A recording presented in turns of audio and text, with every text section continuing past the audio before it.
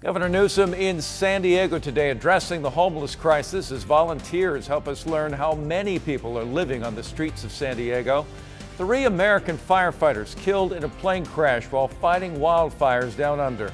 That plane going down just months after it was stationed right here in San Diego.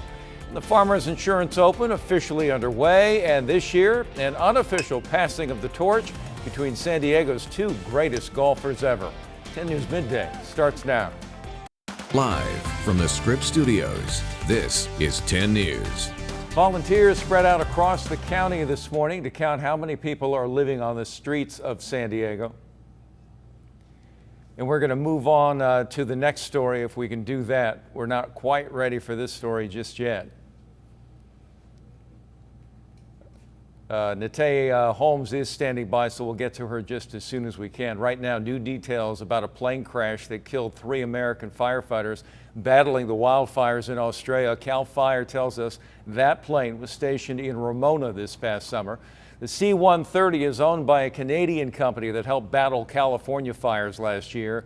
CAL FIRE was using it to train its firefighters. The 3 U.S. firefighters who died are said to have only been the only ones on board, and Australian officials describing the victims as well-known veteran firefighters.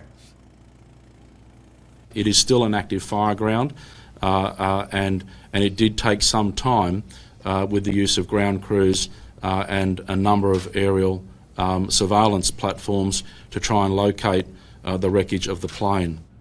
And there is no word yet where the firefighters came from in the U.S. The cause of the crash is under investigation.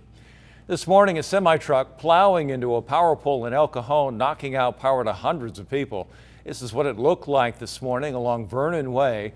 Police say the truck was trying to make a turn when it ran over a fire hydrant and hit the power pole. The company says it was working to restore power to the area, but says that probably won't happen until about 3 o'clock this afternoon. Firefighters tackling a fire that broke out in Lemon Grove this morning. Our 10 News breaking news tracker was there around 6 a.m. as crews worked to find the source. They say someone called 911 after seeing smoke coming from a building on Lemon Grove Avenue and Broadway. No word on any damage or what may have started that fire. Volunteers spreading out across the county this morning to count how many people are living on our streets homeless. Governor Gavin Newsom was among a group of the volunteers downtown this morning. 10 News reporter Natay Holmes joins us live near Golden Hall. And Natay, Governor says a number of homeless across the state, unacceptable. And that's right. The governor was with those volunteers, speaking to those living on the streets. He says he encountered women, families, and seniors, all who don't have a place to stay. City Hall can't do this alone. That we need everybody to step up. More than 100 volunteers gathered inside of Golden Hall early Thursday morning before deploying into the downtown area. On any given night, we have more than 700 unsheltered people living on the streets of San Diego. If we want to break up into 2 groups of 6. After a brief introduction, volunteers hit the streets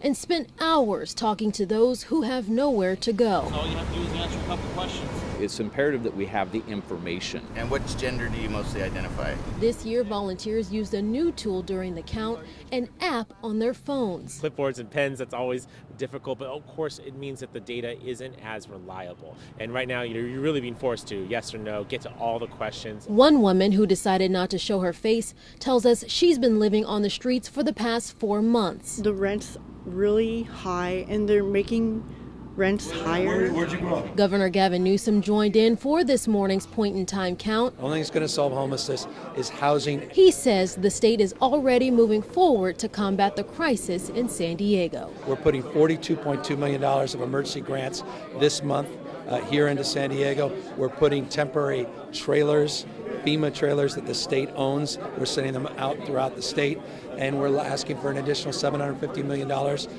from the state of California. The governor says he believes that the state has not funded cities and counties properly in terms of homeless plans. He says he hopes to see some change in the coming years, and he is also pushing for federal funding. Live in downtown, Natay Holmes, 10 News. Natay, thank you so much. Happening now, it is the first day of the Farmers Insurance Open, and two local golfers have just teed off. 10 News reporter Marie Cornell live in La Jolla. And Marie, big day for some hometown favorites.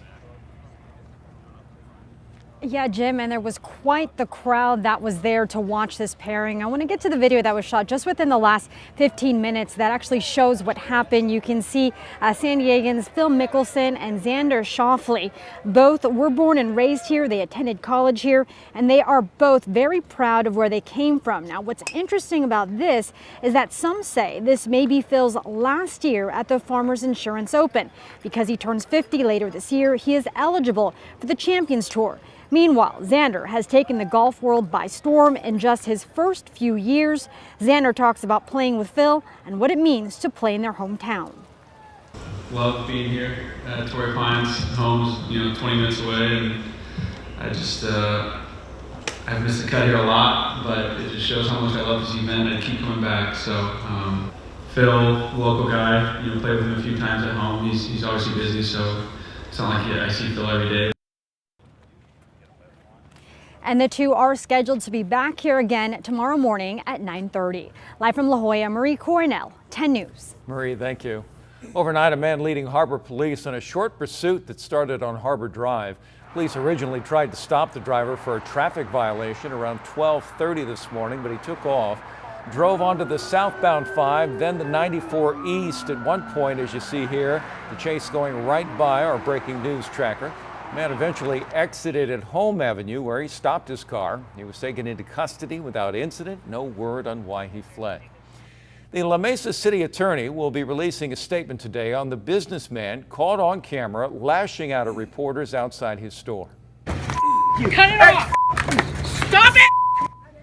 Peter Karzis was arrested Tuesday, a day after this tense confrontation. News crews were trying to ask him about a reported sexual assault outside his store that he's accused of being involved in.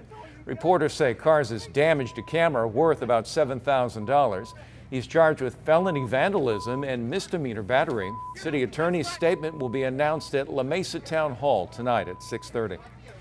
Today, day 2 of 3 for Democrats making their case for impeachment. Another 8-hour session underway. And as ABC's Elizabeth Herr reports, the president and his lawyers are pushing back. Democratic prosecutors back on Capitol Hill for day 2 of their opening statements. House managers are setting the bar very high for the President's Counsel to meet. The House managers spent 8 hours yesterday methodically laying out their case for why they believe President Trump should be removed from office for pressuring Ukraine to investigate the Bidens in order to help him win the 2020 election. They're at war and they're being told you're not getting $400 million in aid you need unless you do what the president wants. If you don't believe that's pressure, that's $400 million worth of pressure. I got a bridge I want to sell you. Democrats creating a timeline that they say is proof the president abused his power, but also recognizing there are missing gaps. If you'd like to know what John Bolton had in mind when he thought that Zelensky could favorably impress the president in Warsaw, we can find that out too, just for the asking. And a document called a subpoena. For now, some GOP senators and the president's lawyers insisting they heard nothing new. This whole fact that we're here is ridiculous. Why are we here? Are we having an impeachment over a phone call? President Trump also weighing in, railing against the impeachment in a record-setting Twitter rant yesterday, firing off more than 140 tweets and retweets in a single day. And President Trump was back on Twitter this morning, blasting the impeachment, calling it the most unfair and corrupt hearing in congressional history. Elizabeth Herr, ABC News, Capitol Hill. And we are airing the proceedings live on ABC 10, but you can stay with us here on your streaming device for more local news. Well, straight ahead.